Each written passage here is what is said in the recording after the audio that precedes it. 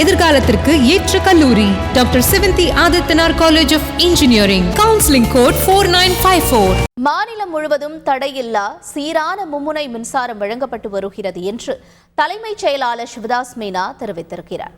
அவர் வெளியிட்டுள்ள அறிக்கையில் கோடை காலத்தில் மின்சார விநியோக பாதையில் உள்ள மின் மாற்றிகள், புதைவட கம்பிகள் மற்றும் மின் கம்பிகளில் அவ்வப்போது ஏற்படும் பழுதுகள் காரணமாக ஏற்படும் மின் தடைகளை உடனுக்குடன் சரி செய்யப்பட்டு தடையில்லா சீரான மின்சாரம் வழங்கப்பட்டு வருகிறது என்று கூறியுள்ளார். சென்னையில் இரவு நேரங்களில் மின்தடை ஏற்பட்டால் உடனடியாக சரி செய்ய 60 பறக்கும் படை அமைக்கப்பட்டுள்ளதாகவும் தெரிவித்திருக்கிறார். டெல்டா மாவட்டங்களில் இரவு நேரங்களில் விவசாய மின் இணைப்புகளின் பயன்பாடு அதிகமாக உள்ள காரணத்தால் ஒரு சில பகுதிகளில் உள்ள உயரழுத்த மின்பாதைகளில் சில இடையூறுகள் அவ்வப்போது ஏற்படுகிறது என்றும் கூறியுள்ளார்.